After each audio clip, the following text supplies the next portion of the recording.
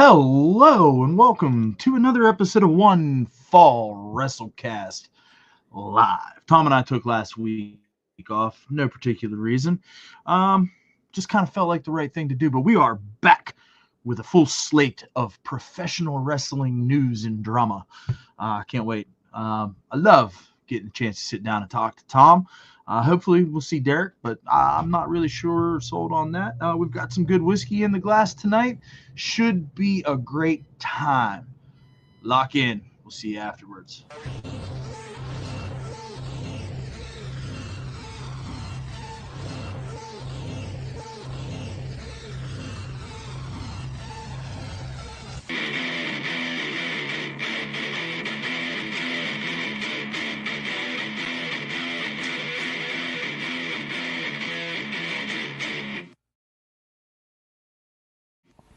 Welcome to the One Fall WrestleCast.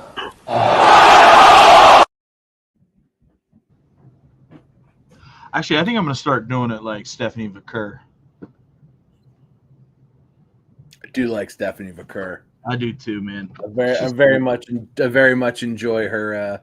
That she's the champ now. Yes. It's funny because I was watching something. It might have just been like a little YouTube video that somebody had done, and like just how quick that 2 years has gone since she debuted in NXT and is now the World Women's Champion. I like that they're treating her in the same way that they treated Asuka when Asuka showed up. Yeah, it's basically Julia too. The internet seems to be all butthurt about Julia. Like it's because they gave her a mouthpiece. That's why. It's like, oh, did they fumble Julia? It's like she's a champion and has a segment every Friday. Yeah. I think it's just because the purist, like the pro wrestling purist brother, we gave her a mouthpiece, and I don't think she doesn't speak English. Buddy, I get it. That's the same reason that we're in this situation with Andrade. You know what I'm saying? It's just the English thing. But to say that she is not a prominent piece of the WWE puzzle each week is just inherently wrong. She puts on a match where she takes at least one bump that looks like she died. She takes those Sasha Banks bumps, and it's great every week. Every week it's good. She's great. I mean, and I do think that the trajectory she's on, she has a chance to be a world champion, I'd say, in the next 3 years, right? I mean, they strapped a rocket to her and put her in the mid-card, and they're really trying to take that women's United States championship that started out as like the entertainment title. And I feel like they're trying to legitimize it a little bit. Now the IC's kind of become the entertainment title with Becky Lynch being on it, both of which are being propped up just in different ways. Yeah.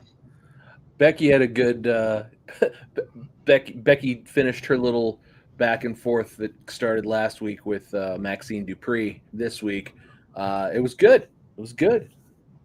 Oh yeah. Can't wait to sit down and get into it. Yeah, it was a fun it's a lot better than you think it is on paper. Oh, put it that's way. Good. Listen, I think Maxine Dupree's still got a long way to go, but I think that from a character perspective, she does okay.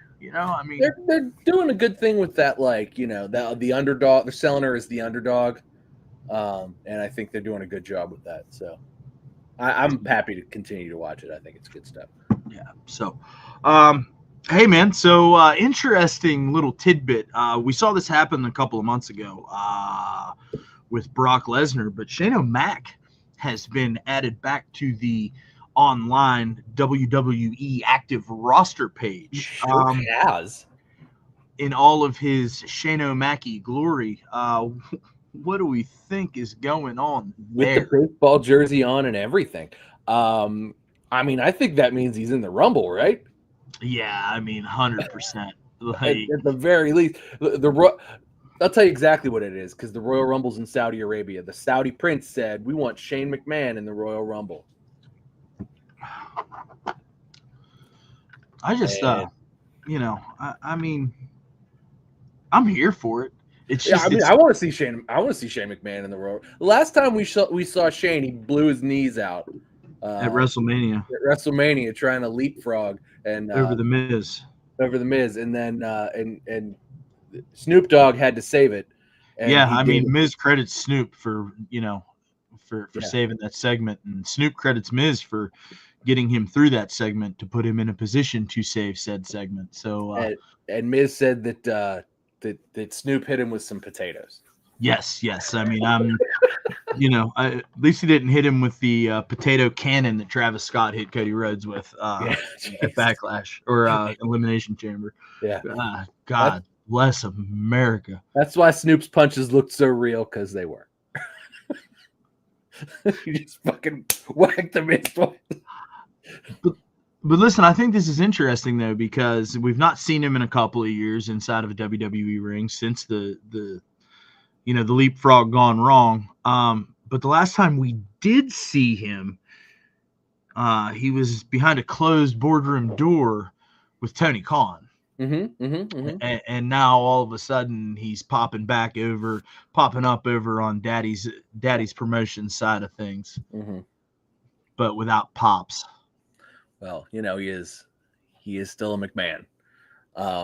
That's good shit, pal. Good shit, pal. I mean, interesting enough. I mean, they're putting Steph in the Hall of Fame. I kind of think that Shane O'Mac deserves a spot. I mean, if we're putting McMahon's in the Hall of Fame, You think they'll ever put Vince in?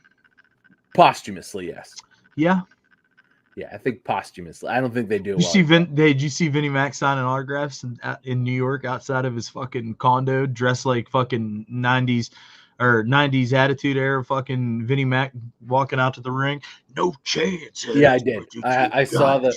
He looks a lot better. He looked a lot better in those than he did in the last time that I saw him just sitting there like with his face all ironed and his lips all.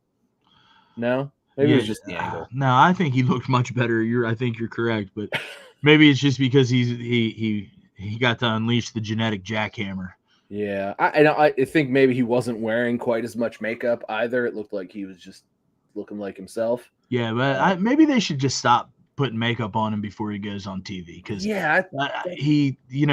looks like a mortician's fucking failed science experiment every time he goes out there. They put makeup on him, and it just makes him kind of look like the corpse of Vince McMahon. Yeah. And I mean, he did. He looked okay in those pictures when he was signing autographs for fans. Yeah. That's probably the best thing that's happened to him since he got ousted from WWE. Oh my God, it's Vince McMahon. Well, the internet's already ready to put him back in charge, so they're already like Triple H is like, oh, this has gone downhill since WrestleMania 40. Put Vince back in charge. Like, are you serious? Like, there's nobody here from the years from 2016 through, 2023, whenever Triple H did nobody else watch but us at that point in time? Because these people that are saying, hey, let's put Vince McMahon back in charge are the same circle of people that was the first to point the finger Vince is out of touch. Yeah. Right. But these are also the same people that say AEW is fucking for shitballs. Like, these are just wrestling haters. Like, these are smarmy smart marks that just hate happiness. I think so. I think they just don't like fun. Or they just don't understand that, like, wrestling needs to have highs and lows in order to work. Because if it's you just can't be up here all the time, or everybody gets bored with it. Has to, like, I don't want to say suck, because nothing sucks really. What's going on? It's just not. It's not the height of the bloodline. You know what I mean? And now, anytime you see a Samoan out there, they're like, "Oh God, just recycling more bloodline shit." It's like it was only a couple years ago. You just want to fire all those guys and build all new stars. Well, I mean, to be fair, Friday did feel. It was last Monday, right? Yes. It felt a little. Familiar, right? Yeah. Okay. The ending to the show. The ending to the show. The ending to the show. Okay. So, little story time. I didn't finish Raw on Monday for whatever. I can't remember why. But we ended up. I think Ashley and I shut it off, and we watched something else. And I bet you did. and I'm too old for that, Walter. Late at night. Good Lord. What you do in your own house? Hey, Anyway, so Hey, I buddy, watched don't it later. forget, I'm married. There ain't none of that happening on this side of the fence, okay? I'm sorry. I mean to dig up old wounds. But anyway, so I'm watching it like on whatever day it was, Tuesday or Wednesday. And like, so it's the Usos versus Bronson Reed and Braun Breaker, right? Which is on paper, I'm very excited for this. Watch the whole show. The rest of the show is very good. Watch the whole show. Rest of the show is very good. So this is going on. This is the Usos versus the Brawns, and like it's a good match and everything, and it's like for some reason no disqualification, which whatever. And It was a tornado tag match. Yeah, it was a tornado tag. That's right. That's why. And Stupid. For the most part, it was just a straight wrestling match. They threw each other into steps. I guess that's what makes it tornado tag. And like, no, that's legal now. Right. Yeah, I was gonna say there's nothing wrong. You can use the steps. You can use the posts. That's really all they were doing. And anyway, to end the show, to raucous applause. Why is my PlayStation? To raucous applause. Out comes Roman Reigns to basically single-handedly beat the shit out of Bronson Reed and Braun Breaker and win the match for the Usos. Well, I mean, who were the baby faces in this match, by the way? He had to get his pride back. He Uh-huh. did get stretchered out because of Bronson Reed. Like, Sure. let's be fair and objective here, okay? Sure. But also, what the fuck? The Usos just won after their cousin helped, and nobody had a problem with that. Still nobody has a problem with it. Like, I understand where they're going with this, where they're trying to like sort of like, oh, Jay, Jay's listening to Roman, and he's gonna be this tyrant like Roman, and Jay's they're gonna turn Jay heel allegedly, or make him a tweener. I don't know what they're gonna do, but with him, but the whole end segment to me, it's just me, Oos. Day one, the whole end segment to me was just, it left a bad taste in my mouth, and I thought it ruined what it was otherwise like really good, and what was going on was really cool. Like, that's because you're a vision mark. That's why. For also, why hasn't Seth Rollins been out there with these guys at all? Seth is on his own again. He's got a vision, but they don't hang out. Well, no, he's been hanging out with his. No, he didn't hang out with her either. Oh, well, I mean, maybe he's on a darkness retreat. It's got to be what it is. I mean, seeing visions and shit. Yeah, that's it. He's just hitting the peyote. He's out in the woods smoking peyote. Sure.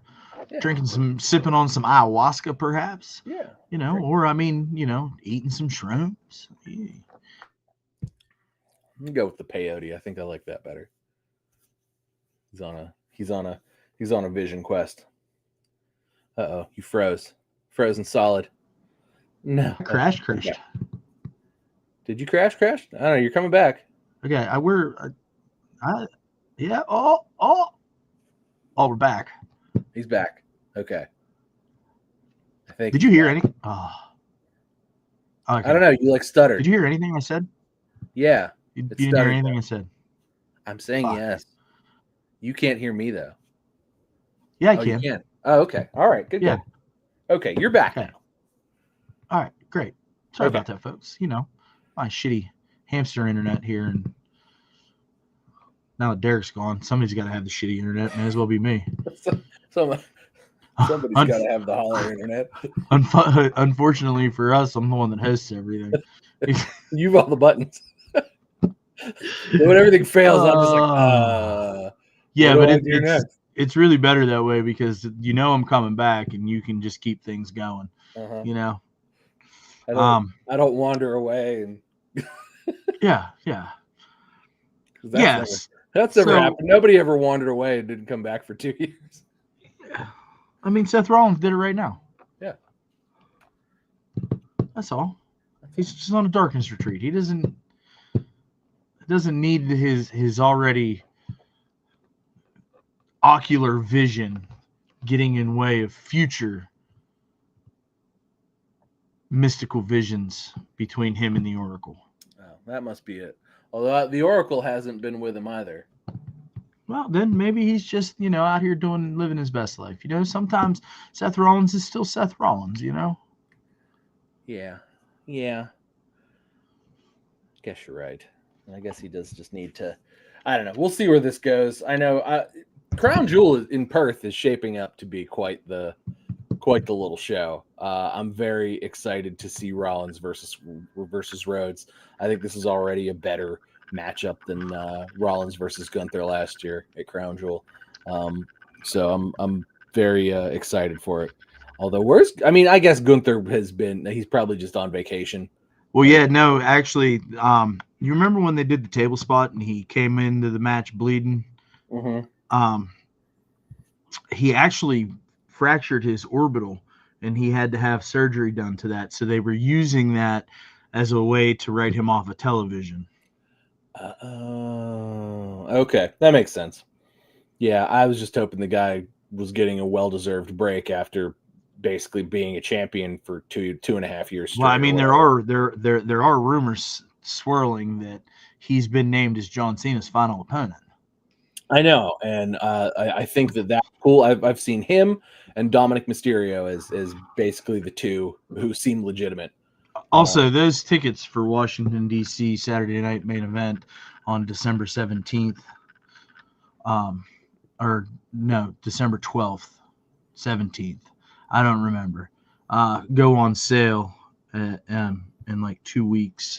I'm wondering what they're going to be, what the cost, because I don't know if you apparently SmackDown last week did not sell out.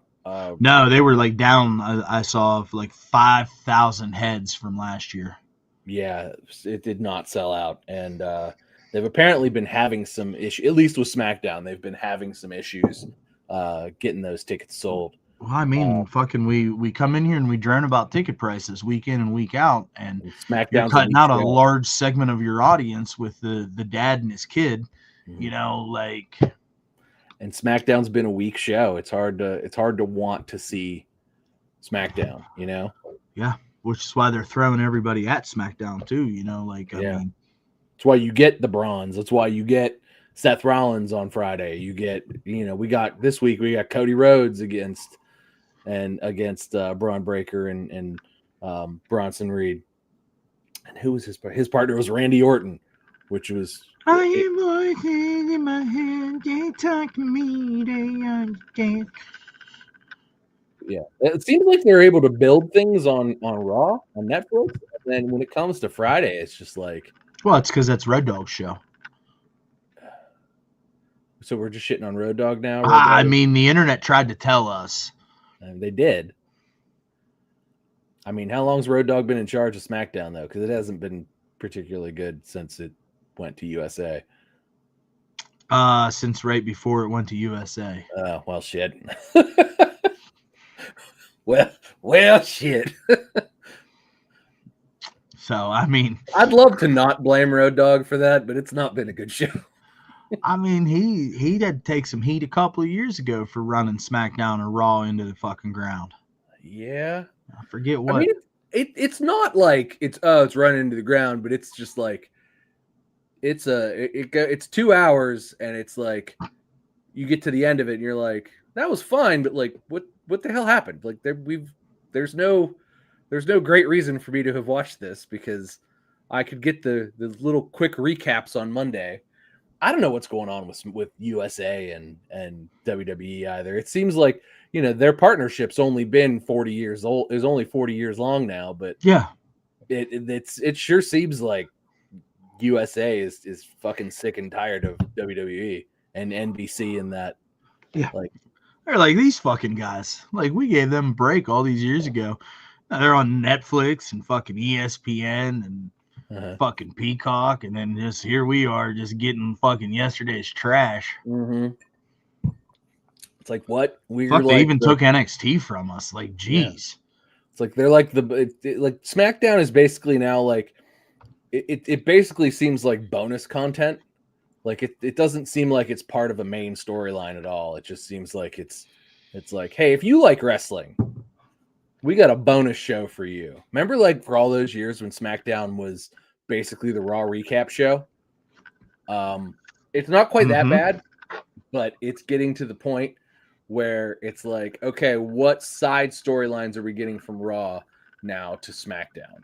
And I mean, that's what the main event was this week. That's, there was some other good stuff in the middle there. WWE.com actually does a good job of like a day later recapping the shows. SmackDown particularly because it's on Fridays, and sometimes it's like it's Friday. I'm not going to sit at home and I'm going to go do something on Friday.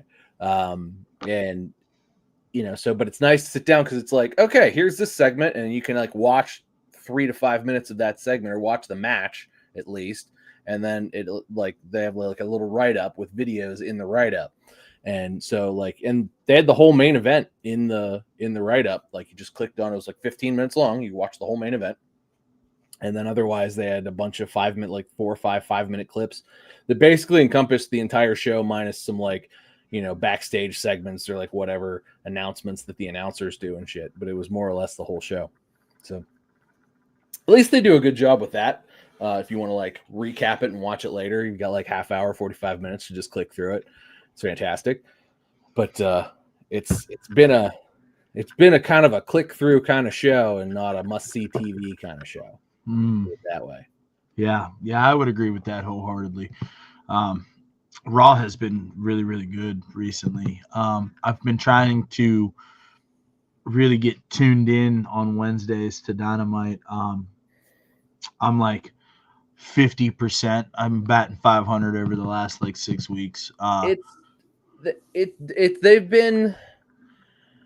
It's still not a great show in its entirety, and I think that's really. But like when you sit down and watch Raw, like I am into every segment, right? Like every segment feels like it's important.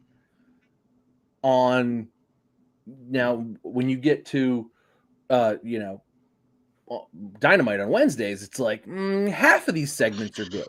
The other half, it feels like we're just throwing dudes out there to give them TV time, and I'm fine with that. Like in a like a wrestling fan kind of sense, but like also no. Also, so they're having Hangman feud with Samoa Joe again, and I like both those guys. So they've had multiple segments throughout, so that keeps my attention. It keeps me wanting to go, ooh, let's watch that. Ooh, let's watch that.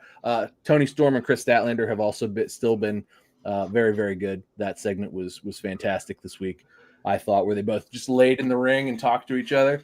Statlander told Tony Storm she was going to knock her back into black and white, and I like that a lot. So it's been they're on an upswing. I'll put it that way. I can't say that the whole of the 2-hour show is great, but they've been managing to put on about an hour's worth of goodness every Wednesday. The trick is just figuring out where that hour is. It's in there somewhere. It's been all right. I mean, for me, it's a matter of like reprogramming myself to like really get in there and watch it. I mean, I did see a couple of things this week, and then I'll get back in the swing on it, and I'll give it a real sporting try again, because I was the one there for a little while that was really driving home. Hey, man, like I really like the tournament thing. I like the idea of the cold matches just because it's at least there's some sort of loose story here, and then they stopped doing that and still hadn't figured anything out, and it was just like, I don't have time for this. They could use, to supplement what they're doing, they could use a tournament of some sort to kind of fill that extra hour of time where they're just kind of throwing random bullshit out there. I like Mark Briscoe and I understand what they're doing, but like everything that he's touched has seemed to turn to shit. Well, I mean, he's not his brother, first of all. Let's just get that out there. And like, his brother had the main event charisma, and his brother had the drawing power, and he was the Shawn Michaels of the Rockers. Yes. and that's an unfortunate thing to say. And like, I do like Mark Briscoe, and he's a great tag team wrestler. Yeah. He's not a singles guy. He's just not, especially not in the type of spotlight that they continue to put him in every time he's on TV. He just finished a program with MJF, and the whole thing felt forced. Every last bit, and MJF tried as hard as he could. I think even his shtick's starting to feel a little tired. Yeah, especially when he's doing it with guys who are not. He clearly should not be working with, like, you shouldn't be putting an MJF with a Mark Briscoe kind of a thing. In the same vein, where it's like you shouldn't put Mark Briscoe with Jey Uso, So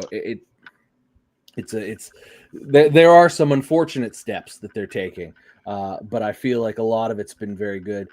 I like that again. Hangman and Samoa Joe right now is good for me now that Joe's back from filming Twisted Metal, which was very good. I don't know if you watched season 2. Season 2 is very good. I think they're doing I think they're doing good stuff on Wednesday.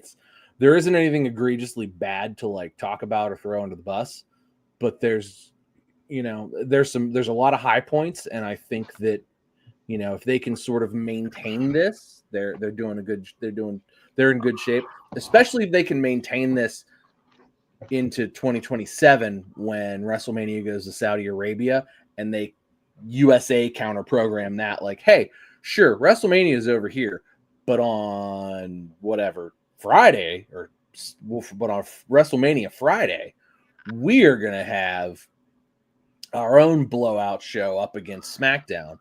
And then they can have a thing in do it at Daly's Place, do it in Florida, because half the wrestling promotions in America are half based in Florida anyway.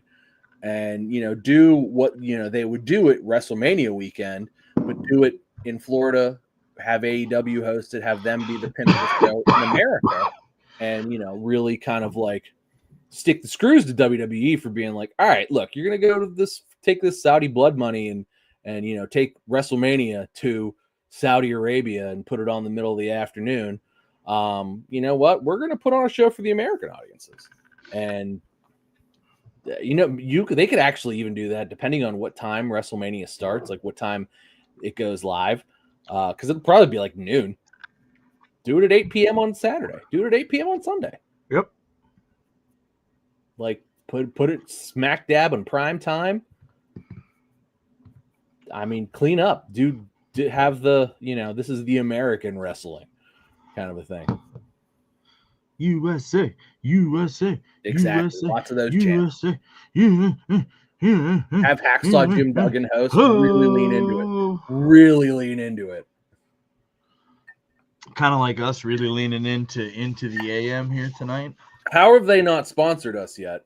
Because we're fucking small taters. Well, this show is not sponsored by Into the AM.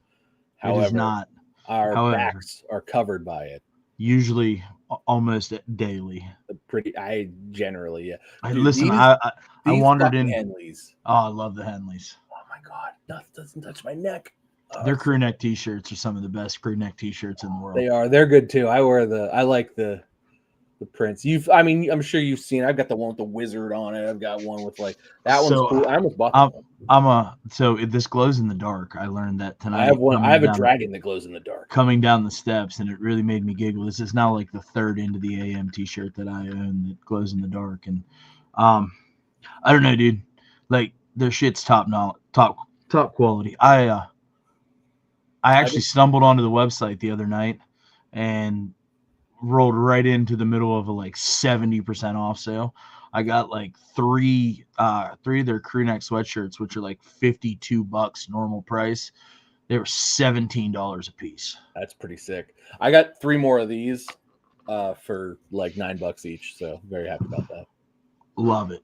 IntoTheAM.com, not a sponsor, man. We just both really believe in the stuff. Because we wear it, we buy it, we wear it, and then it's like this is the best, and that's what it's like. I'm a member of the fucking Shirt of the Month Club. Like that's where this came from. I buy this shit for my dad now too. Bro, you've got to get into the Shirt of the Month Club. Yeah, probably. I used to do. There was a Marvel Shirt of the Month Club that was real awesome that I used to do. But that whatever that company was went under, and they just stopped sending me shirts. It was really sad. But it was awesome because like I had a new Marvel T-shirt every month, and then I had like 6, and and they over time they sort of like frayed, and because I wore the shit out of them, and they were just junky kind of T-shirts anyway, so they just sort of fell to the wayside. But yeah, I probably do need to get into the shirt of the month club. It's awesome. I've gotten some bangers out of there too. I got one last month. It's like a light charcoal gray with like a skull with like these pink roses on. Oh, it's fucking sweet. I've seen that one. That is cool. Front and back graphic, pocket graphic, and a full back. Oh, it's fucking sweet. I was so my birthday and Christmas all kind of roll in at the end of the year. So, and yours do too. But so I was explicitly told that I was not allowed to buy shit for a little bit. So, I gave everybody my lists and told them what the things that if it's not painfully obvious what I like just by looking at me with the Adidas hats and the Adidas shoes and the Into the AM, everything else, like it's yeah. I was told I was not allowed to buy things. Stop fucking buying things. It's funny. It's funny because I've had these shoes for a couple of months now. Oh, hold on. Right. Mm-hmm. Jordan 1 Lows, Obsidian, North Carolina, UNC colorway, perfect for me, right? Mm-hmm. I didn't buy these. Your hat. Yeah, of course it does. This is me we're talking about here. Hold on, because I didn't say that. What are we even talking about here? Of course it does. But these were a must-have for me this year, and I didn't buy them when they came out. My wife actually bought these for me, and she was real salty about it because I sent her back into the outlet via FaceTime call, and she's definitely gotten her money's worth because I wore these all summer. Yeah. I mean, I wear my stuff till it falls apart, basically, and then I'm just like, oh, time to replace it. I have too many shoes to wear my shoes until they all fall apart. That's fair. I slowed down. I've done better. I've been tearing through some stuff, some Adidas. I got 3 pairs this week. Oh yeah, no. I think I've bought 2 pairs this year. Yeah. So, so let's get fucking back on track here. So the Usos, you're kind of butthurt about that, huh? I'm more just like disappointed. Like I understand what they're doing with Jimmy and Jay and everything, but like, and putting Roman in there, like I get it that there's like some sort of like, well, this is semi-related, but man, like Roman doesn't show up enough for this to be like a feasible idea, and Jimmy and Jay are not like, I don't know, they just put them back together as a tag team, so having them be like, you know, they're back, but it's like, oh, they're kind of on the outs, but they're back together as a tag team, but they're on the outs already after one match.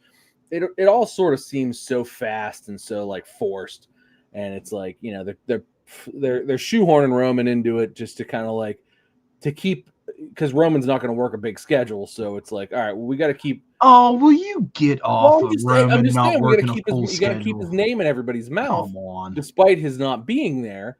And you know, he's sort of a lone wolf at this point. He's all by himself. Exactly. He's not a big dog. He's a solo wolf dog in the woods by himself. Baron Corbin? Yeah, the lone wolf. That was a terrible gimmick for him, actually. But you know, so they're trying to keep Bishop Roman relevant. Dyer. They're trying to keep Roman relevant, although I am pretty sick of the one thing in the Triple H era I am sick of is the need to like abbreviate everything into like a few letters. OTC, why is OTC 1? Why is the OTC 1? Okay, I mean, it's just like Vince with the double enunciation, Austin Aries and fucking, you know, like, come on, man. Yeah, I mean, I get it. It's just there's so much like Why is it the everybody- only? Why is it the only example I could come up with there what? of Vince Austin with Aries? the, with Like, the that's double not even- alliteration? Like what? Yeah, that's not even Wow. because that Austin Aries isn't even a Vince creation. I'm saying, but like, God, dude, what happened there? Whew. I don't know. It's all a very. Oh wow, that was cool. Apparently, this is the first time that Kairi Sane and Io Sky have fought each other under the WWE banner. I can't remember if they met in NXT. I don't think they did. I don't think so. They were different timelines. Yeah, I don't think they did.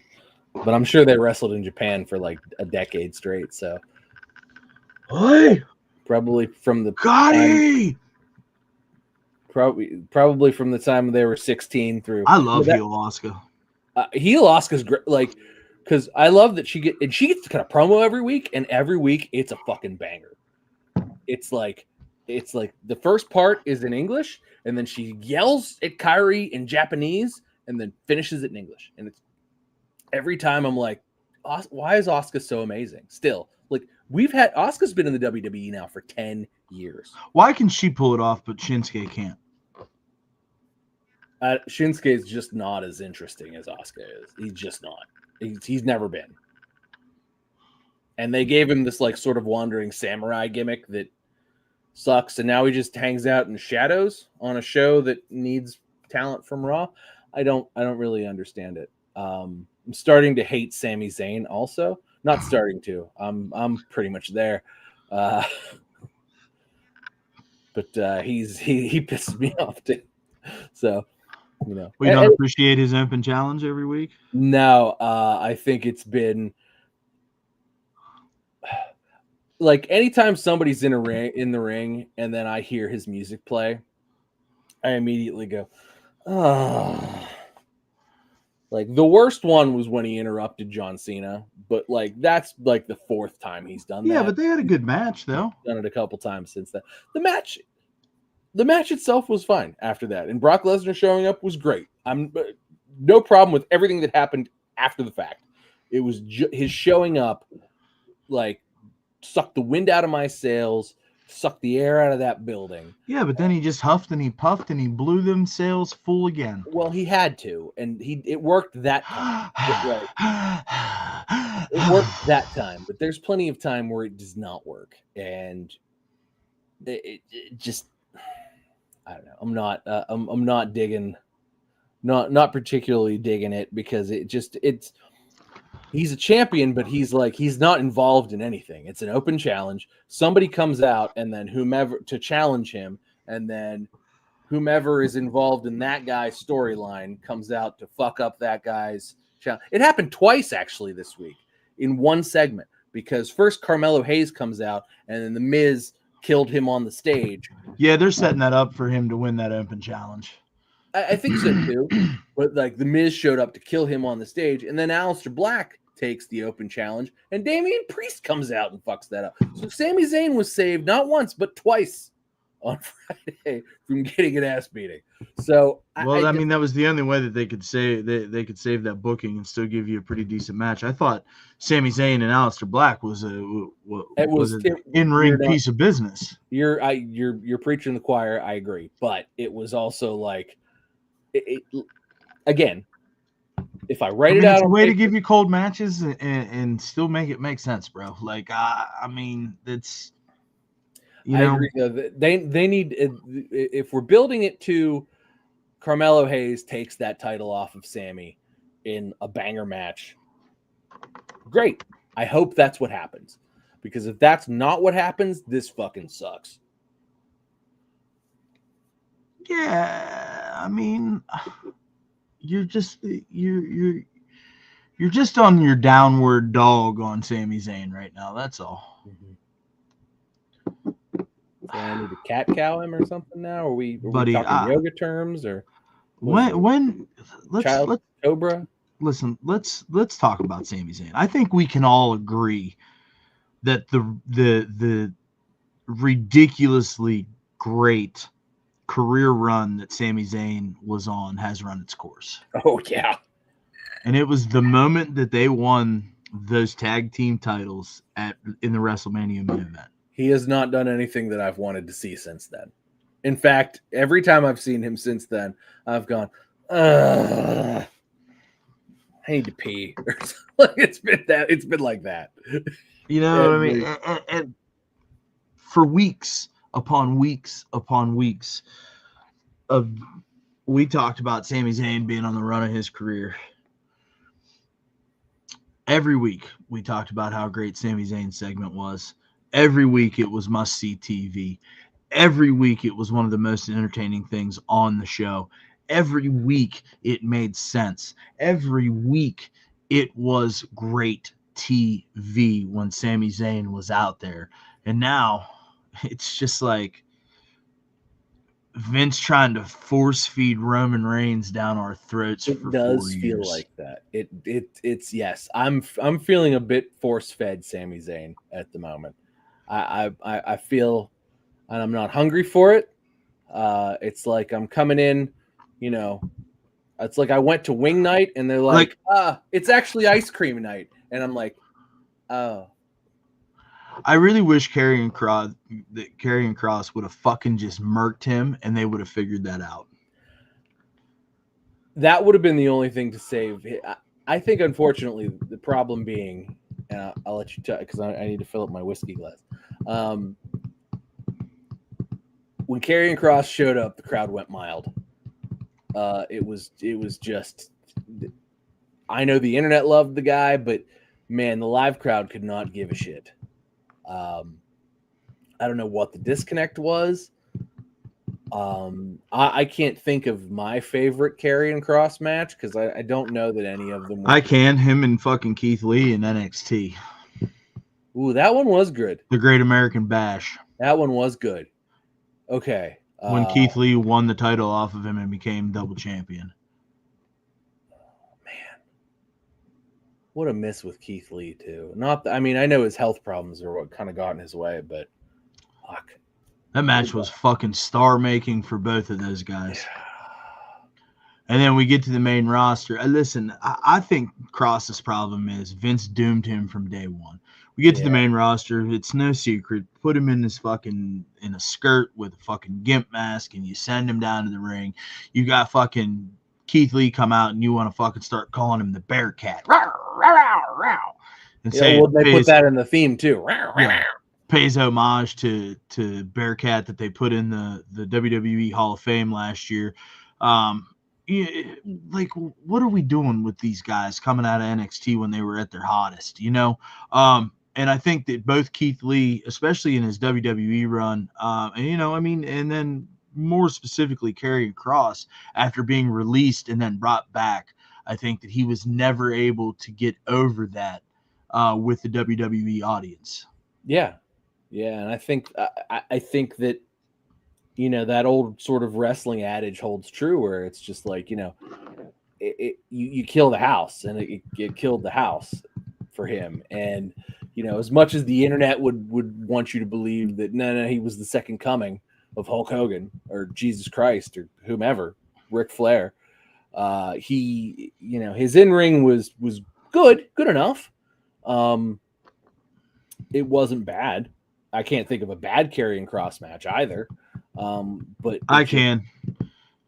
Monday Night Raw debut against Jeff Hardy. Jeff Hardy, where he loses in 30 seconds. Yeah, that was terrible. To Jeff Hardy, of all people. Yeah.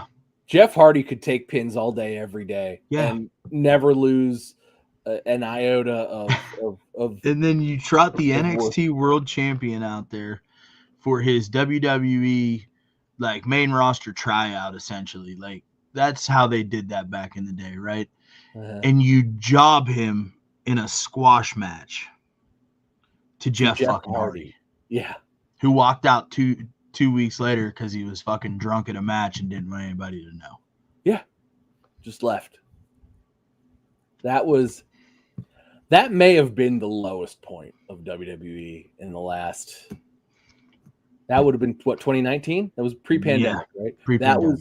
That was 2019 was a low point. That was the lowest point of 2019, which we were still high on how good at the time NXT was. Yeah.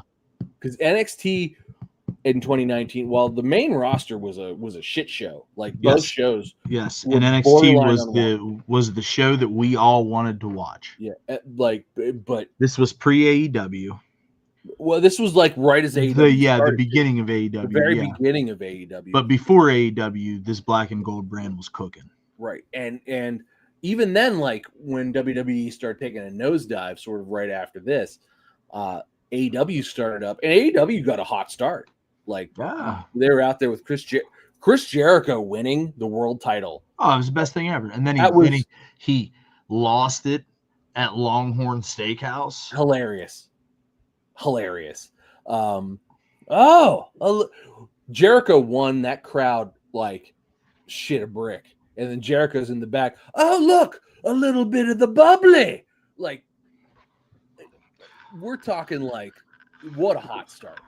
And even with the Inner Circle and all that stuff, like, there was nonsense for sure. Still, the best wrestling T-shirt I own is the Inner Circle, the Stadium Stampede match. It's the Inner Circle.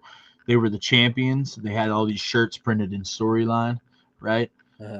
But they lost the Stadium Stampede match, and they sold them for half off on ProWrestlingTees.com because they said Inner Circle Stadium Stampede champions, but they didn't win. Yeah, it's great. They sold them on Pro Wrestling Tees for fucking $15. Yeah, it was great. I have one. It was I did not buy one, but I remember sitting here and I was talking about you buying it, and it was just like that was and Cody was still there, and kind of like Cody hadn't lost his luster yet. We were still like, all right, well, let's see. Kenny Omega's going to show up here. Let's see. That was the Spirit. That was the Spirit Fingers edition. It was the Spirit Fingers edition, but it was like we were all still like, well, to pay homage to our female listeners out there that might be some Swifties, he was in his Spirit Fingers era. He was indeed. 2 seconds. 1, motherfucker. 2. Like, you're such a lazy, irresponsible whiskey drinker. They're right here. There you go anywhere. Why are you the way that you are? Listen, I'm really going to blow his mind when he comes back, though, because Karrion Kross actually made the news this week. So if he thinks he's going to move on to talk about his weird obsession for Chris Jericho, he's going to have to wait a couple of minutes. Okay. Hey, awesome. I thought you were going to still be counting. No, I wasn't. But listen, Don the Barber's here. Okay. Oh, good. Thank God. Oh, yes. Awesome. Hey, man, first of all, it doesn't look like we're going to be able to meet you in Boston because you guys wouldn't pay for WWE's $10 million worth of services on Christmas weekend or whatever the fuck it was. So that's a bummer. I guess no Guinness in the pub for the three of us. Unless you're planning on being in D.C., there's that. Anywho, he said he brought Cross's book. Now, I mean, I knew that existed. Have you read it yet, Dawn? I need to know if you've read it yet or if you just purchased it. Like, I'm gonna need some context here. Anyway, can you read? Let's start there. Listen. He can type, so we're just making sure. Yeah, I mean, he is from New England. I mean, it just, Listen, I can do that because you came in hot week 1. Oh, you got it. He said, no, I got it last night. All right, okay. Listen, you're going to have to come back after you're finished. You have to let us know what's going on with that just so you can piss Tom off. Because I can't read. He hates all things Karrion Kross. That's not true. I just can't read. Speaking of, Karrion Kross made the news this week. Did you know that? I mean, he wrestled this week. Is that what you're talking about? No, that's not what I'm talking about. He did the Ariel Helwani show this week. Oh, I didn't watch that. And the internet is abuzz with excitement. Here's a little snippet from Kross. Ariel Helwani said, have AEW contacted you? Cross says, no, they haven't, but we talked, and they believe this is all a work. Is it? Question mark. Cross says, it's not a work. This is my life. And if AEW thinks it's a work, book us and find out. It's not a fucking work. Us? Question mark. Myself, Scarlett, and Shotzi. They will find out it's not a work. So now he's saddled himself with his wife's best friend. Because they do spooky shit together. It's their favorite. They do spooky shit. I'm not done yet. And he goes on to say, or the question is asked, are you opposed to going there? And Cross says, am I opposed to going where they have a TV deal, pay-per-views, and some of the best talent? No, I'm not. Okay, great. I mean, what's Karrion Kross look like in AEW?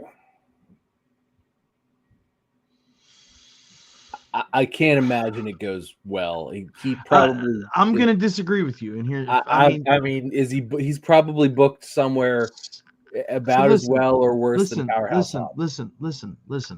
I'm not saying long term it's gonna be great, right? I think in the immediate it would be good because Killer Kross was somewhat of an indie darling, sure. And that's the same type of fan that generally engages with AEW's content, right?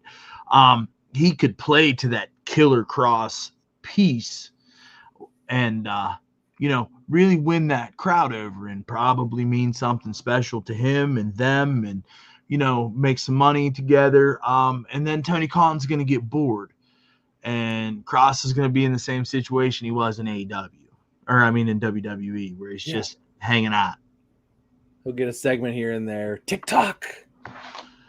I think Don the Barber in the chat. I think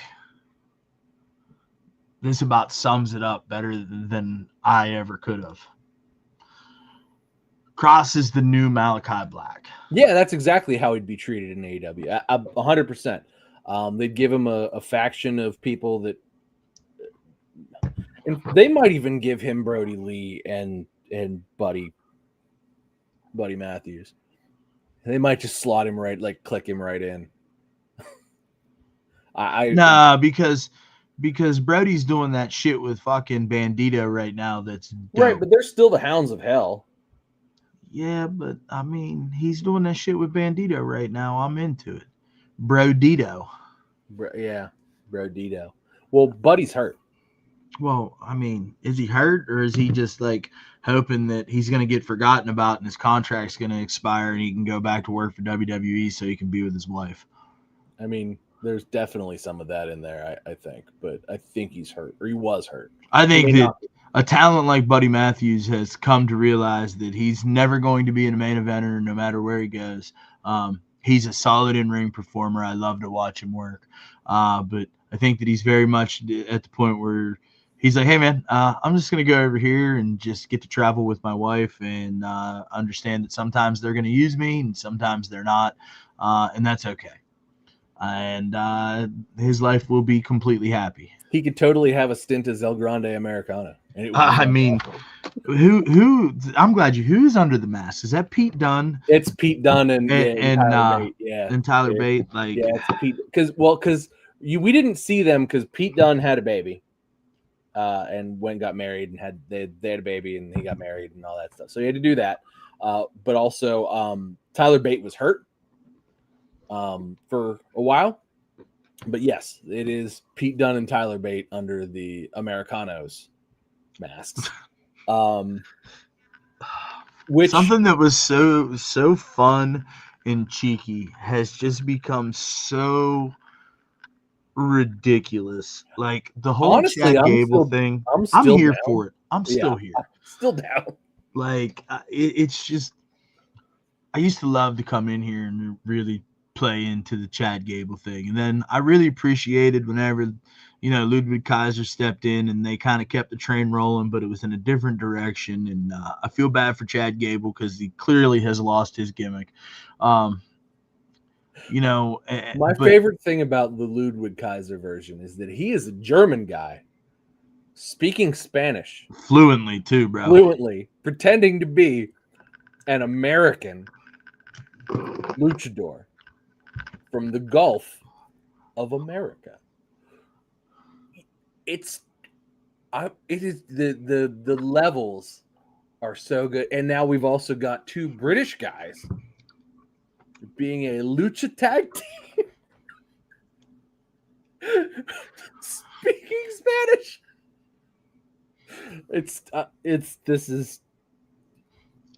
This has grown more legs than I had hoped that it could, and it's been so. I hope Chad Gable comes back and they do the Spider-Man meme. They already did it though. I know, but they're going to do it with the fourth. Oh, because there's only three. They didn't do it with four. I'm into all of this. I think it's great. Really like it. Really like it. Every time it happens, I'm like, still really like this. Reminder too that El Grande Americano technically still the speed champion. However, nobody has talked about that since it was Chad Gable. Because Ludwig Kaiser is not the speed champion. He does not carry the belt around. Well, they don't. It's weird they don't put the men's speed title on the TV, but the women's has been on there quite a bit. It's Sol Rucker, right? Yeah, it is right now. Yeah, because she's got the double titles. But oh god, listen, what's going on with Chris Jericho? He wants us to believe that he's coming back to WWE. I think that's that's at least where we are. He's petitioning for it, I would say. Does he show up in the Rumble? I mean, that's the only place that it makes sense that he comes back. Yeah. Does he show up in the Rumble, then get a Hall of Fame induction in April? I mean, he was the only one that has crossed those company lines in this AEW WWE relationship, if you remember. Mm-hmm. Ended up on the Broken Skull sessions with Stone Cold Steve Austin while under AEW employ. He's the only one. I mean, he's one of those guys that, like, he means so much to WWE. Like, his career post WCW, well, post him showing up in 2000 with the Y2J countdown. I don't think you can discredit his WCW run. I'm not discrediting it. I'm just saying, he downplays the importance of his WCW. I think what he means to WWE, which now also encompasses WCW, because they own all the rights to all that shit. So I just think that the company that owns the majority of the footage of his career, the greatest pieces of his career. Other than he did some great work in New Japan. That's fair. He did with the Painmaker and stuff. Yeah, he did. That's a good point. But I think that they classics with Kenny Omega in New Japan for sure. And then then we didn't get that Kenny Omega in the US. We didn't. We did get that Chris Jericho for the 2019, 2020-ish. Yeah, and then he started looking like Steven Tyler's fat older sister. Yes. Yes. And not that I'm body shaming him. He looks phenomenal for his age, but maybe not in the television business, I guess. I don't know. Yeah. I can only hope to look half as good at that as that at his age, but I always say that I have a body of Chris Jericho. It's been pretty big. His AEW run post pandemic has been pretty abysmal. It's the fucking worst. Like when he dropped the Judas thing, I think that if you want to point at an air mark, like I think it's right there, right? Yeah. We went to sing Judas. Yeah. Twice. Fuck yeah, dude. That was the best part of the fuck. Listen, that was such a cool fucking part of the show. And if you've not seen that yet, go. I vlogged our trip to Dynamite a couple of years ago. Go check it out, man, because that fucking crowd was electric. What a great show that was in Pittsburgh. Such a fun. Pittsburgh shows up for AEW. What a great fucking evening. But yeah, dude, like I understand that, but you know, he's gonna want to run, right, of some sort. He's gonna want to Royal Rumble to WrestleMania run, and then go into the Hall of Fame WrestleMania weekend. Like, you've got to give him something, right? Sure. I mean, hell, maybe if Dom's still the Intercontinental Champion, let him feud with Dom. Oh, that would be fun, actually. Right? Like that. Like, I feel like Dom's the right guy to, like, even if they hot potato the title to him once for some reason, you know what I mean? Like, even that's fun. I mean, to like really solidify his legacy as one of the greatest Intercontinental Champions of all time. Yeah, exactly. Just maybe hot potato the title to him real quick. Induct him WrestleMania. Kind of like they just did for Cena with the World Championship, you know? Like, because I mean, I think Jericho is the reigning, like, most title reigns as Intercontinental Champion in the history of the title. It's either him or Miz. It's close. Yeah, it's real close. So, I mean, maybe set something up and fucking, you know, I don't know, somehow you put the IC on Miz, let them guys have at it. That would be great, too, I think. I'd be there for that, too. Yeah, I think that's great, too. Like, who's the IC champ right now? It's Dominic Mysterio. Oh, that's right. I don't know. We literally just said that, and, like, I don't know. Yeah, but, yeah, that would be fun. Give me Dom. That would be fun. Well, but Dom, and then maybe like have Miz take it off of him. Yeah, something. I don't know. Triple threat. Dom and Jericho would be fun though. I don't know, man. I'm not opposed to it, but it need not be a fucking, hey, let's sign a 5-year deal here, and, you know, with limited dates. And I don't think it needs to be that. I think it needs to be a fucking Q1 run in 2026. And yeah. It starts at the Rumble and it ends at he doesn't wrestle at WrestleMania. He just gets inducted the night before. Yeah, I mean, well, he's gonna want a WrestleMania match, bro. Like, well, then it's gonna suck. You know what I mean? Like, I don't know. I'm here for it. It would have to be done properly, because he's not CM Punk. Right, no. Like, Punk is doing some of the best work of his fuck. Listen, I rewatched Unreal this week, and, like, you know, the Elimination Chamber finish was Punk's idea. I remember that from watching. Yes, when he was like, "Oh, well, you know, like, I'll be groggy here, and then, you know, you just hit me with the stomp, and then John will come over and cover me," and, like, what? Yeah, it's awesome. Yes, it's awesome. Listen. There's so many good things happening on that side of the ball. And, like, I don't know. I think he would be okay, right? I think Jericho would be all right, but it would have to be a short, tight. It would have to be short and protected. I think some of the hardest parts of Jericho and everybody in AEW is there's really no protection. You're just kind of out there, you know, calling your matches on the fly. Nobody's really out there to overproduce it for you. You don't get a lot of time to work your shit out generally. And, you know, I think that's what a lot of them want. They don't want to have to work out these big, long, you know, televised, overproduced things. And that gives AEW that raw feel. But for a guy, I mean, once you're as old as Jericho is, and he's he's in his late 50s now, right? Yeah. Yeah. Like, he's pushing 60. And, you know, for a guy like Jericho, an overproduced segment is probably the best case scenario. Yo, yeah, right. Like, because otherwise you walk out there and get flayed. And you know, I think if he could have 3 months of overproduced segments, it would be fine. For any like he is uniquely positioned to do really well in overproduced segments. He's 54. Really? Yeah. Could have swore he was at least 2 or 3 years older than that. 1970. Huh.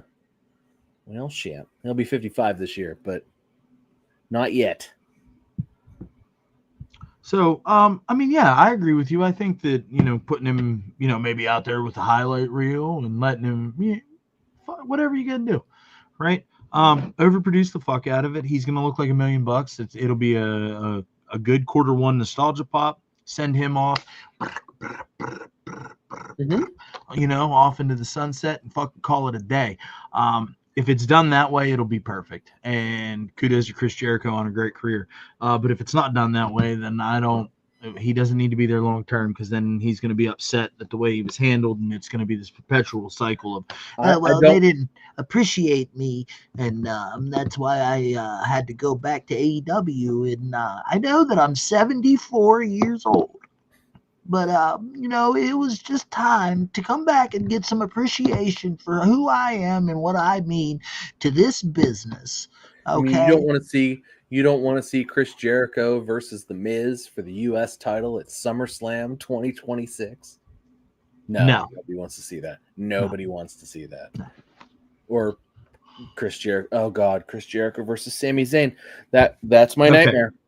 That's my deleted. You know who else is deleted?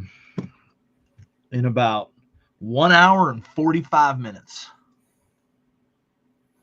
Santos Escobar.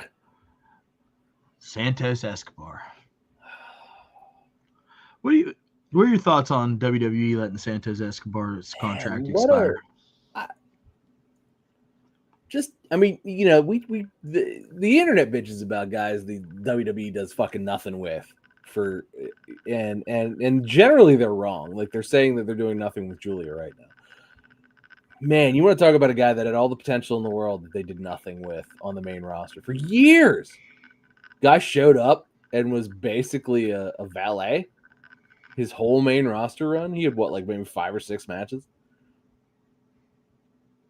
Guy was a stud. Stud in NXT.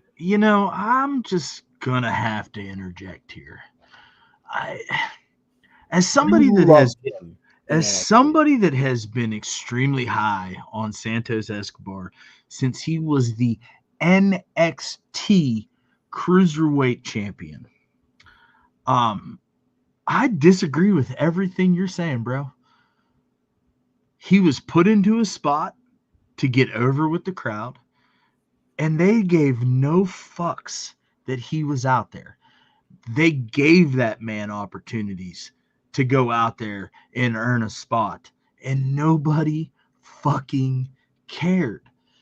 Despite all of the things that he accomplished in NXT and how great he was in ring, none of that translated to the main roster audience because they didn't care. They didn't care. Yeah. No, they didn't. If he was still in NXT right now, he'd be like the greatest NXT world champion in the history of all things NXT. That's how good Santos Escobar is. His character work is great. His in-ring is great. Okay. His ability to cut a promo with a slight language barrier is top-notch. Vignettes are always on point. His character work, phenomenal. In-ring, chef's kiss, right? The crowd, the audience just didn't fucking care. See, I'm going to disagree in that, they did put him out there because they put him out there with Rey, and they let him, betray Rey Mysterio and break up the LWO and all that. As they should have. Right, but because that was the character that he was supposed to play. But he didn't have matches there. He wasn't wrestling anybody for any of it. That was the problem, is that he didn't have the in-ring time to convince us, I think. And I don't know if there were injuries or there had to have been a reason. There was he definitely had some nicks and some scrapes. I think that might have been because that might have been part of the problem, is that he didn't have the in-ring time to convince us to get over. And I think that's the problem. And that's what I was talking about, is that they didn't do anything with him. They didn't let him wrestle. They made him a valet, and they barely let him cut promos after that first, after he betrayed Rey, right? It went up through that. And because Carlito was involved in that as well. And through all of that, and then after that, it was just he was the manager for Cruz del Toro and what's the other guy? He was their manager for a minute, and then he was. Oh, what is his fucking name? That's so disrespectful. And then he was the manager for Los Garzas. And I mean, that's what he was. Los Garzas still wrestle every week, but just Santos don't. He's not there. It's just Los Garzas now. Los Garzas lost last week to. They lost on Friday. They're very good in ring. Also, they're great. Yeah, they get everybody. They get everybody over. So my question is, I listen. We can agree to disagree. All right. I think that they gave him an opportunity and he just couldn't get over with the main roster audience. I mean, maybe you might be right. A lot of people have pride in. I think maybe injuries played a part in that, and they just never came back from there. And it is what it is. But I do think that the man was given the opportunity. So I don't want to hear that he wasn't given any opportunities and that he sat in catering. And I mean, yeah, he probably did sit in catering, but that was after he was given opportunities to get over and he couldn't get over. I think the man's got all the talent in the world, and I would love to see him land on his feet. Probably AEW, it seems like, is a possible destination for somebody the likes of Santos Escobar. I mean, we see Ricochet went over and has had a bunch of success, and he's done great. He's still doing good stuff. Well, he hasn't been on TV in a little bit, but he's been on the internet. So I'm here for Santos Escobar to get a chance to wipe the slate clean, and I just really hope that he's able to look at it and be like, hey man, I tried. I wasn't what they were doing. I wasn't selling what they were trying to buy. And he didn't come out and say, oh, they never gave me this, or oh, I had to ask for that. I mean, maybe you're right. Maybe that's what it is. Because if that's going to be the case, I'm going to lose a lot of respect for Santos Escobar, and I'm not here for it. So if he's going to come out of this breakup clean, hey man, they treated me great, this, that, and the other. Kudos to him. But if he comes out and say they didn't give him a chance to let his wings fly, spread his wings or whatever the fuck, I'm gonna have a real problem with that. So that's my 2 cents on Santos Escobar. You got the fair take. You know who else is real upset? Who? Jordan Grace, your girl. Oh, kayfabe, but yeah, your girl. I mean, maybe kayfabe, maybe a little bit real fabe, huh? She got excluded from the TNA versus NXT Invasion, which has been abruptly renamed due to political correctiveness, because invasion is a negative term because there's war-torn regions right now that have been countries invading other countries, which has basically been the standard for the entirety of human existence. So instead of an invasion angle, we have a showdown angle. Because there aren't samurais anymore. So we can have a showdown with the Shogun. And Jordan Grace isn't involved.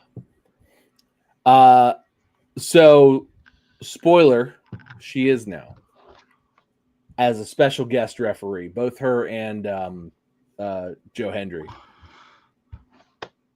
Yes. Well, that's going to be his last TNA appearance before he makes a main roster debut? Probably. So I have a hot take on this, but I'm interested in what you have to say about it. But I think that keeping Jordan Grace off of the TNA NXT angle if they're not going to have her betray NXT or something like that, which clearly WWE is not willing to do. If they're not going to have her betray them, I think keeping her out of it entirely, or just making her a special guest referee. Keeping her out of it entirely was the best move. Right. It was the best move. It was the better move. And especially in order to further separate her from that TNA label, as they prepare her for what I'm assuming is a January main roster call-up, right? Absolutely. I can't imagine her not being I thought we would have had it by now. I was almost certain that she was going to be the one who is the U.S. champ, the women's U.S. champ right now. Yeah, I mean, you were very adamant that. Yeah. And it's just not been that way. No, and I think they forced that. I think that's a lot of the reason why I think they forced it on Julia, and I think that's a lot of the reason why the internet's like, oh, they're fumbling her, but also like to get over with the very mainstream crowd, you need to be able to cut English promos, unless you're Stephanie Vicaire, which like she is not, or unless you're Stephanie Vicaire, Io Sky, or Asuka. But even then, like their promos are sort of like stylized in such a way that like it doesn't matter. With Julia, it's like, well, she's like she's Northern Italian. That's her like heritage. So she's a very like white Italian, but her main language is Japanese, and her English is not as good as Stephanie's. It's not as good as Asuka's. It's not as good as Io's. So it's like it's harder to like really strap that. Yeah, it's harder to really strap that rocket to her thus far. Like, I'm sure she's working on it. I'm sure she's going to get it. And, they gave her a mouthpiece. They believe in her. Her in-ring is fantastic. She's so young, too. She's like, 27, 28. It's crazy. They could have, they will have, she is a long-term, like, top-tier prospect. It's not a, like, she's not a, like, oh, well, we gotta strike while the iron's hot. It's like, no. She is our, like, she and Rhea Ripley are going to be a main event of WrestleMania 2029 or something. You know what I mean? Like, we've got like we have that. We can do that, and that's so that's what they're going with that. But like, I don't know. It just it ends up being one of those things where it's just like we're sort of here in the moment, and we've got what the internet's like, everybody needs to be pushed to the moon right now, but like you just can't do that. There's not enough TV time for all that shit. You know what I mean? And I think that's the part that sometimes the IWC loses sight of. Everybody can't be the world champion all at the same time. Exactly. So really looking forward to things coming down the pipe. Hey, I got to ask you. So I saw this meme today, okay? And it says, erase one from pro wrestling history. Oh, I like these. Okay. This is all women's lineup. Is Kid Rock on this one? No? Okay. No. Kid Rock is not on this one. Kid Rock's not a woman now? We sure? Okay. Are you done? For now. On this list are 7 women. I'm going to be really, really super interested to see who you erase from WWE history. Okay. Rhea Ripley. Chyna. Liv Morgan. Stephanie McMahon. Charlotte Flair. Io Sky. And Ronda Rousey. Oh. I mean, like, why is that a question? Why did somebody make this? Like, it. So, okay. The only argument I can make for not just getting rid of Ronda entirely because she was in the main event, the first ever all women's main event of WrestleMania. So was Charlotte Flair. So was Charlotte Flair, and they needed Charlotte and Becky to make that legitimate. Well, they needed Ronda to give it the mainstream appeal, right? But they needed Charlotte and Becky to make it legitimate, right? I mean, you definitely lose that women's WrestleMania main event. You lose it without Ronda. 100% agree. But I don't know that you lose anything else. I don't think you lose anything else either. But we also still live in a world where a woman hasn't main evented WrestleMania. Like, yeah. And initially my thought was like, well, because like initially on that list, it's like Chyna's easier to cut in 2025. But is she? Do we make it to 2025 without Chyna? Exactly. There's no way you cut Stephanie McMahon. She means too much to the development of women's wrestling, and just too much. She's too important to that company as a whole. She's too, both her on. I mean, unless we're just talking about on camera, like if you cut Stephanie's on camera, that's one thing. But if you cut her out entirely from the whole of being a part of and being an executive in WWE and her part right now, I don't think it probably doesn't exist as a company anymore, if we're being completely honest. I think Stephanie was the voice of reason and the one who really gave people a chance, who really saw things and really kind of was that helping hand, that kind face to so many people and to so many things that blossomed really into from, well, if Stephanie thinks I can do it. All I know is Stephanie McMahon was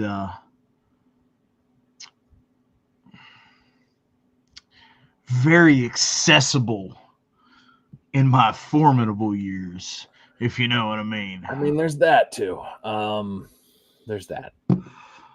So if we live in a world where the women's main event has to happen, right? Like, and Ronda has to exist. If you take Ronda out entirely, like Ronda has to exist, right? Well, let's just say she's not part of that 7. Let's cut it down to 6. And okay, but I mean, by that same argument, Charlotte has to be disqualified also, right? Because she was a competitor in that main event, so that had to happen. Okay, Stephanie McMahon by default is eliminated, right? Because of who Stephanie McMahon is. Right, yeah. Okay. I think that we both just subtly agreed that there would be no need for this, there would have been no main event between Charlotte Flair, Becky Lynch, and Ronda Rousey had it not been for China. So that eliminates her. Yeah. So that leaves us with Io Sky, Liv Morgan, and Rhea Ripley. I would say that from those 3, you kind of have to cut Liv, as much as I think Liv is fantastic. You know what's crazy? I immediately went there. I think Liv is great. I don't want to lose Liv. Like that's how you make this that's how you make this painful, right? Is you cut it down to those 3. Because I mean, between the 3 of them, Rhea Ripley is by far the biggest star. I mean, out of all 7 of them, she's the biggest star. Yeah. She's the biggest star, maybe outside of Stephanie McMahon, but that's a different animal. But like Rhea Ripley is in fact the biggest star in this group of 7, right? Yeah. So it really comes down to Io and Liv, and I mean, Liv was a part of the Riot Squad, right? Like when Io was doing quadruple gainers off the fucking War Games cell, head first in an aluminum trash can, fucking everybody up. Yeah, and it just you're right. It's not not the same, and that's what makes this question a particularly poignant one. Is that like if you cut it down to just okay, well, let's just talk about the 3 current day, like not Charlotte's a legend. You don't, Yeah, but I mean, I think we're both in agreement though. If we didn't need the WrestleMania women's main event to exist, it's Ronda Rousey. Like, for sure. Yeah. Like, that's I think that goes without saying. Like, Ronda had a good run with that Becky Charlotte thing, but that really only lasted from February. It was post Elimination Chamber. Yeah. To Mania. Okay, so what is it, 6 weeks? Yeah. So there was that 6-week run, and then her first intro and first match with Kurt Angle and Stephanie McMahon and Triple H in China, or in Triple H, and yeah. So it was Kurt Angle, Ronda Rousey, Stephanie McMahon, and Kurt Angle, Ronda Rousey, Stephanie McMahon, Triple H. Yeah. Sorry, I lost track of who did I name? Because I named them all like several different times. So it kind of became like you lose that stuff, but is that stuff ultimately important to where wrestling is? No, it was all sort of important to Ronda Rousey. So like cutting Ronda Rousey out just like sort of eliminates the Ronda Rousey moments. Doesn't really eliminate anybody else getting elevated. You know what I mean? No. So that's interesting. I'm glad we saw it both the same both ways. That doesn't usually happen. But like this one might have been too easy because I've seen some that I'm like, oh, I hate every one of these. It was good. It was a good conversation piece, though. I'm glad I found it. Found it. I'm glad you saw it too. So Andrade. Oh, God. So we talked about it 2 weeks ago on our last show. We did that a week and a half. It was Wednesday. Yeah, it was Wednesday. So a week and a half.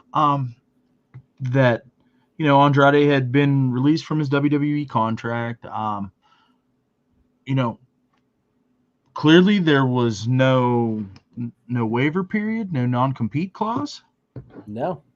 Because I mean, here we are 10 days later and 14 days later, however fucking many days later, 17 I think is probably the appropriate answer. I don't fucking know.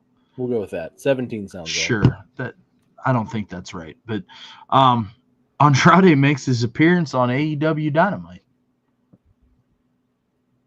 That was last week, actually. That was so. I mean, he made his appearance. Oh, so then it was only 7 days, not 7. It was a week. It wasn't. I don't know that it was even a week. I think we talked about it on.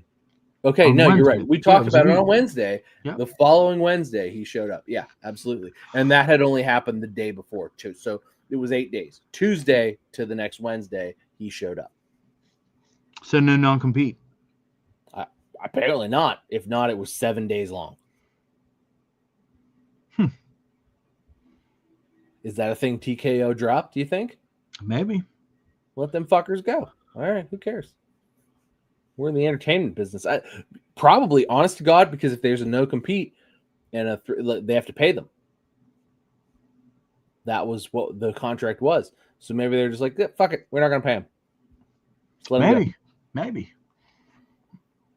Because Vince always looked at it from the standpoint of 90-day non-compete because I fucking created you and I'm gonna slow down whatever momentum or cachet you may have had, and we'll see how that goes for you on the other side of 90 days.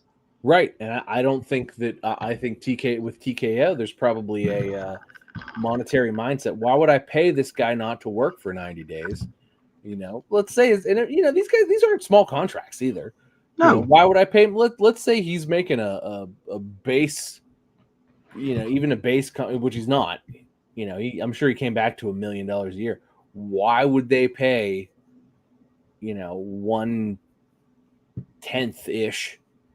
Why would they pay him $100,000 to sit at home? Yeah,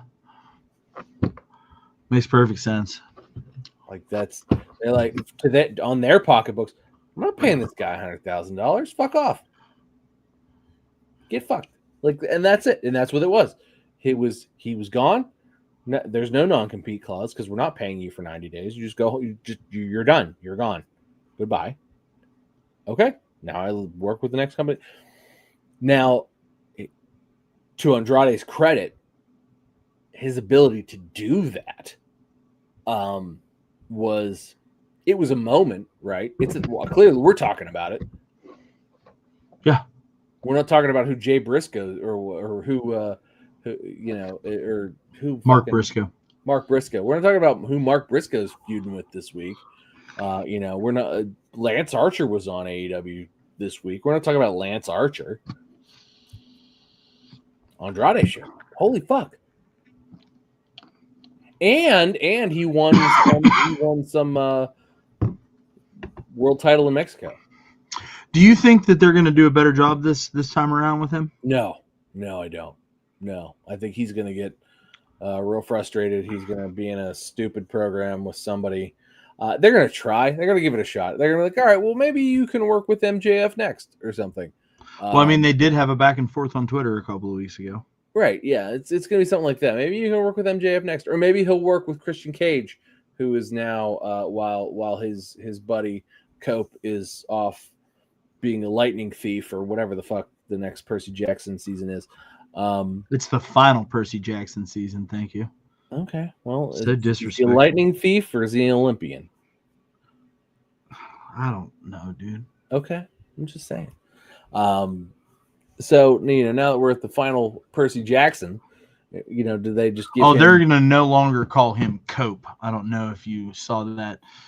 I didn't. What is he? Adam? Newsworthy blurb. They're gonna go back to Adam Copeland. His name has officially changed to Adam Copeland on the AEW roster page.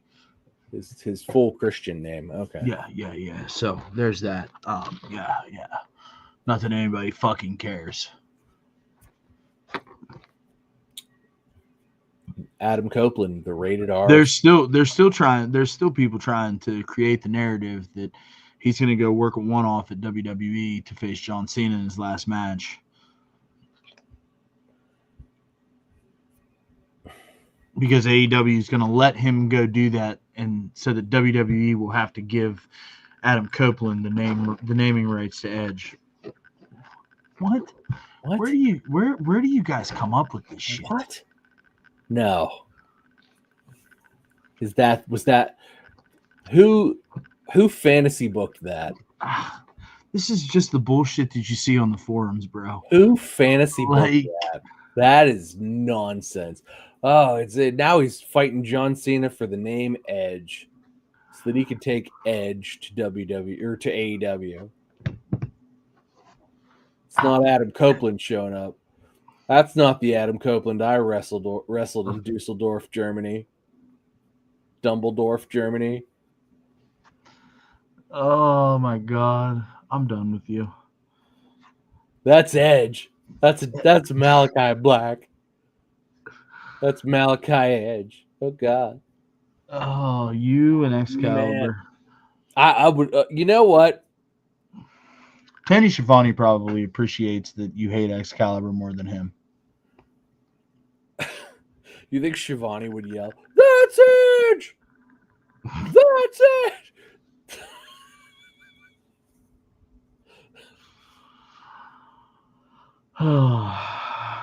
Tony Khan's such a mark, he'd probably go out and hire fucking Tony Chimmel to come and fucking do the rated R superstar. Oh, yeah. Edge. I think Justin Roberts does a pretty good job going. Yeah, but I'm just rated R superstar.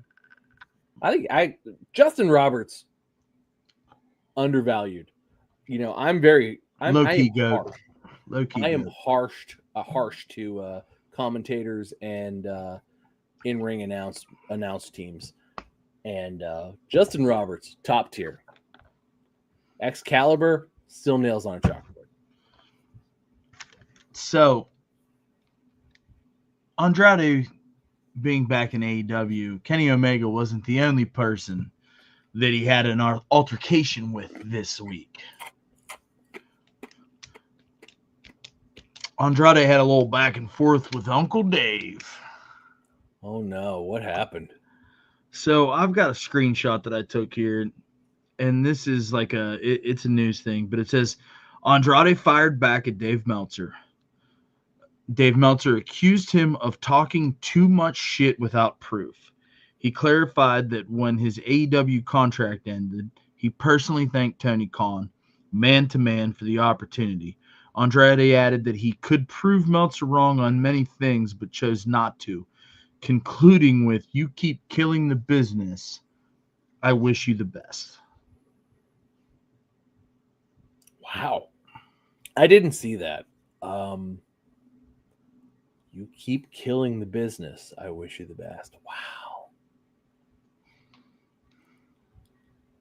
I mean, did Andrade's stock just go up 20% in my heart?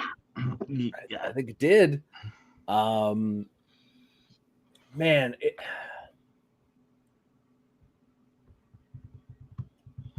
we went over this last time.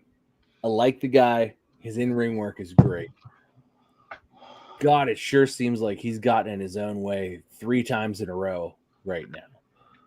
4 if you count Charlotte. I mean, I don't know anything about that, but maybe 4. Say 3.5. Does this not end the same way? Like, yes. I mean, it probably does, right? Like, we're not being like, I mean, maybe he takes the Swerve Strickland route and becomes an AEW great, right? Like, maybe he starts doing shit in AEW that's fucking awesome. And like a year from now, we're like, why is Andrade not the AEW champion right fucking now? Because that's where we were with Swerve before he won it. Yes. And then he lost it, and AEW took a fucking nosedive into a cliff that then got pissed on by squirrels. But, like, you know, is the potential there? Let's put a percentage on it. 8%? We're going to go with 8? That seem fair? Yeah. 8% chance that we speak of him in the same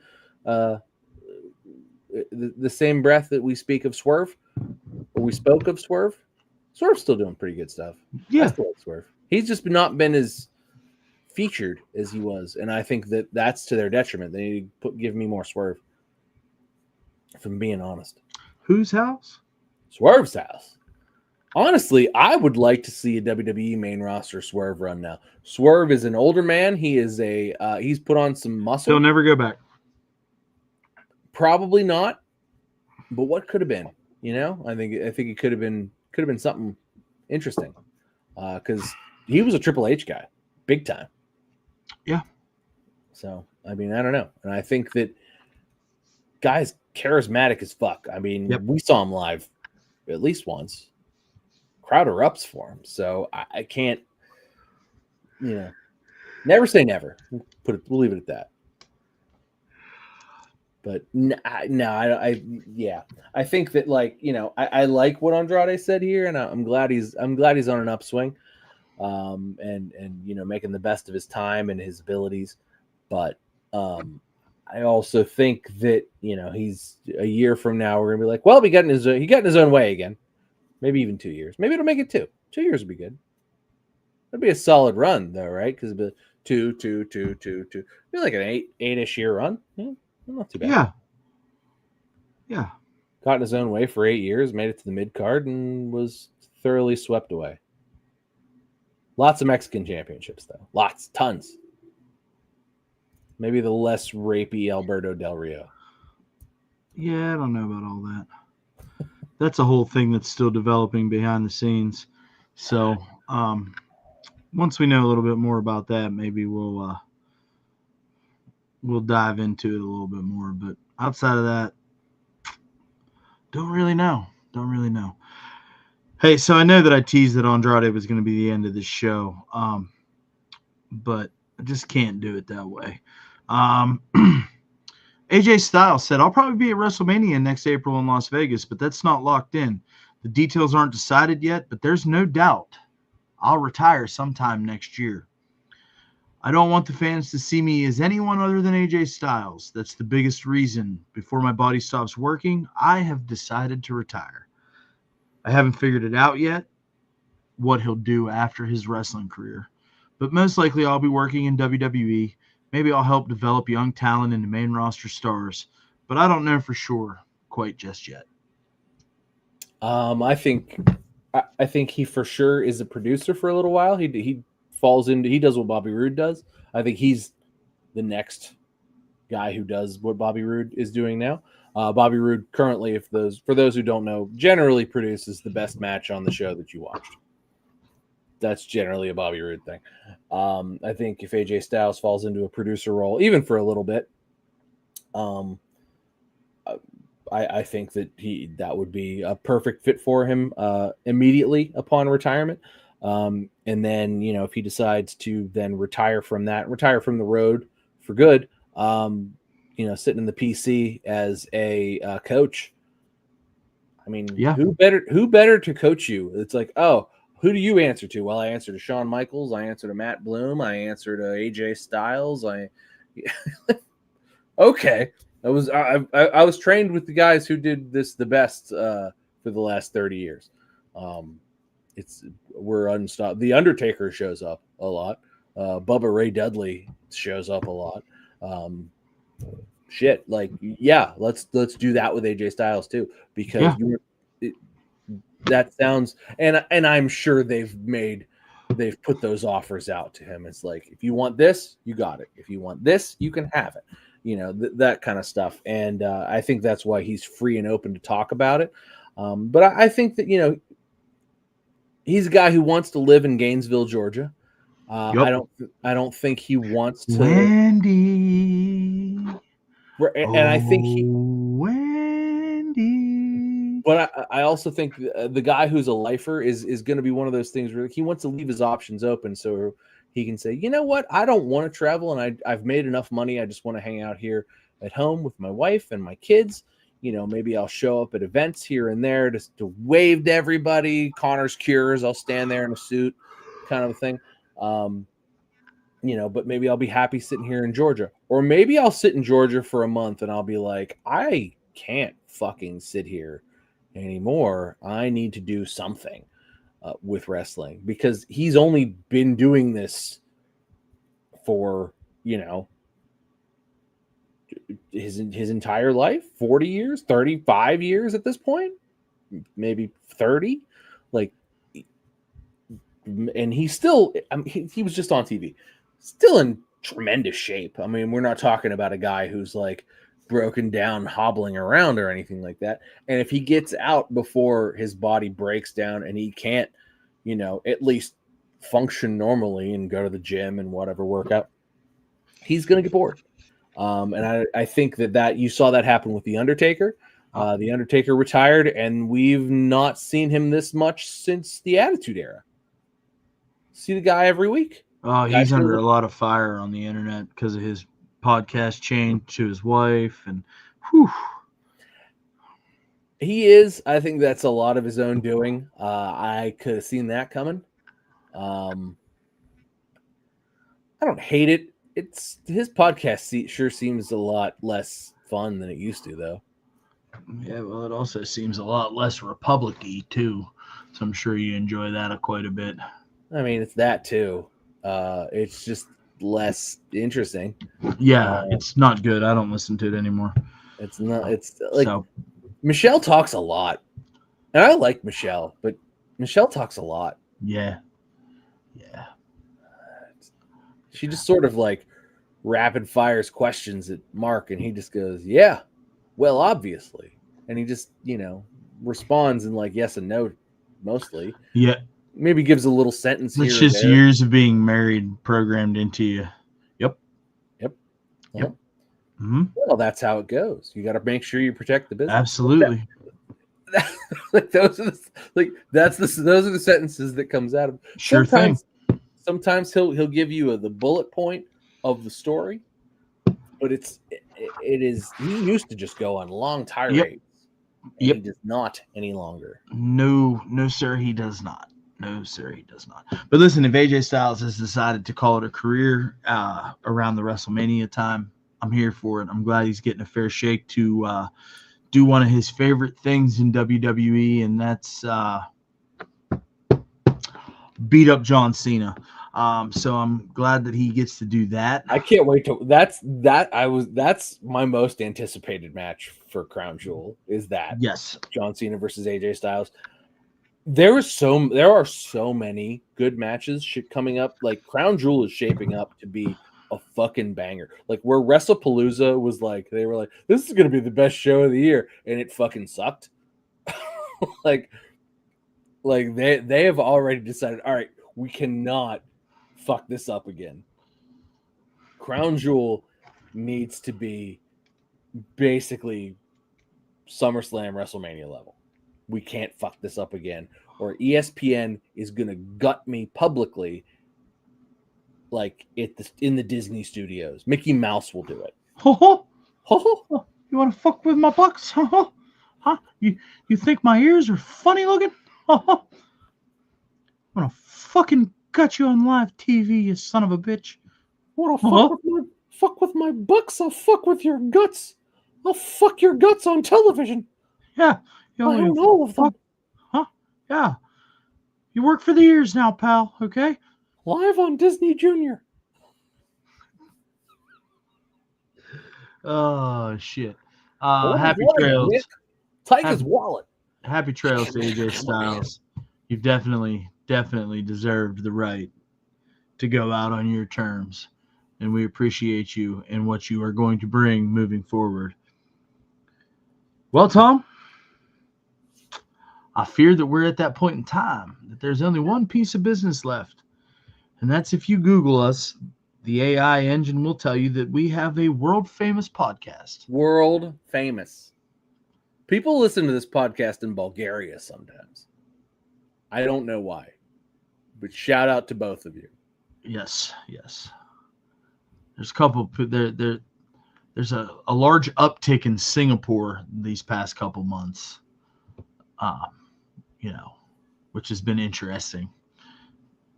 Pirates. So, yeah. Pirates. Anywho, world famous One Fall WrestleCast match of the week.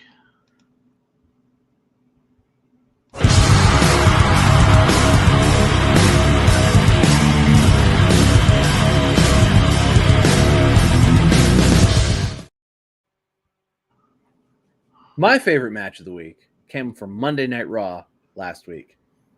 It was, and I didn't mention this on purpose, and then I made the Bulgaria reference.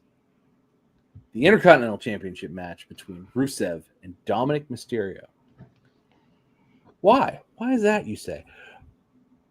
Yes. Oh my God. Not only I love the finish of this match where I did too. Dom ties up the ref, and after the failed title, the failed Eddie Guerrero title shot. Oh my God, that was like that. Ref's was like, bud, I saw you. What are you doing here? I saw. Yeah, that was my favorite moment. That moment was my favorite moment of Raw. That may have been my favorite moment of wrestling in this past month, because this happened in. It was still September. It was like September 30th. That was my favorite moment of September, maybe by far. We hit him with the title. Rusev like was like, what the fuck? Like just stared at him, and Dom then tossed the title to Rusev, but Eddie Guerrero saw it all. It was great. It was like I watched it, I laughed out loud, and then when it finished like that, and Dom's up there laughing at him, pointing at him, and Dom didn't even need help. He didn't need the Judgment Day. Nope. He lies, he cheats, he steals. It was. I don't know who booked that, whoever did. It was a great match otherwise. Like bell to bell. Like I think Dominic Mysterio, for all of the praise he gets, he doesn't get enough for being a good in-ring worker. Like the guy's fantastic at ring. He's every bit the solid hand you need him. Somebody said this week on a podcast that like, oh, they could put the title on Dominic Mysterio next week. It would make sense and you'd believe it. And I was like, yeah. He could be a double champ. He is a double champ. Oh, he is. You're right. But I mean, like, he could be a triple champ. He could be the world heavyweight champ. He could somehow end up with some sort of weird Money in the Bank contract and pin Seth Rollins while he and Cody Rhodes are fighting and somehow be the world champion. And the rest of us would be like, that's the heist of the century. And that would be it. I think the heist of the century is the fact that this was nepotism to superstar like we've never seen before. Okay.